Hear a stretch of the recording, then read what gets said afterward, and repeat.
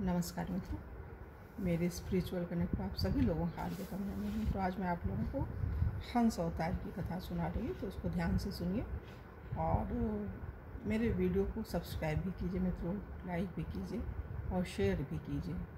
तो चलिए हम लोग शुरू करते हैं श्री हंस अवतार की कथा के बारे में। एक बार सनकादिक महर्षियों ने अपने पिता श्री ब्रह्मा जी से पूछा, पिताजी, चित्त गुणों अर्थात विषयों में घुसा ही रहता है और गुण भी चित्त की एक एक वृत्ति में प्रविष्ट रहते ही, अर्थात चित्त और गुण आपस में मिले हुए जुले ही रहते हैं। ऐसी स्थिति में जो पुरुष इस संसार सागर से पार होकर मुक्ति पद प्राप्त करना चाहता है, वह इन दोनों को एक दूसरे से कैसे अलग कर सकता है।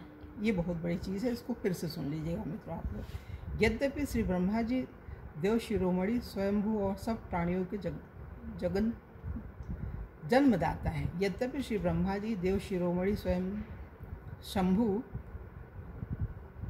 और सब प्राणियों के जन्मदाता हैं, तो भी कर्म प्रवण बुद्धि होने से इस प्रश्न का समुचित समाधान न कर सके। अतः इस प्रश्न का उत्तर देने के लिए उन्होंने भक्ति भाव से भगवान का चिंतन किया। तब भगवान हंस का रूप धारण करके उनके सामने प्रकट हुए और श्री सनकादिक तथा ब्रह्मा जी से वंदित होकर सनकादिक के यह पूछने पर कि आप कौन हैं, भगवान ने बोले, ब्राह्मणों, यदि परमार्थ रूप वस्तु नानात्व से सर्वथा रहित है, तब आत्मा के संबंध में आप लोगों का ऐसा प्रश्न कैसे युक्त संगत हो सकता है। देवता, मनुष्य, पशु, पक्षी आदि सभी शरीर पंचभूतात्मक होने के कारण अभिन्न नहीं है और परमात्मा से भी अभिन्न है। ऐसी स्थिति आप कौन है? ऐसी स्थिति में आप कौन है? आप लोगों का यह प्रश्न ही केवल वाणी का व्यवहार है, विचार पूर्वक नहीं है, अतः निरर्थक है। मन से, वाणी से, दृष्टि से तथा अन्य इंद्रियों से जो कुछ भी ग्रहण किया जाता है वह सब मैं ही हूँ, मुझसे भिन्न और कुछ नहीं है। यह सिद्धांत आप लोग तत्व विचार के द्वारा समझ लीजिए।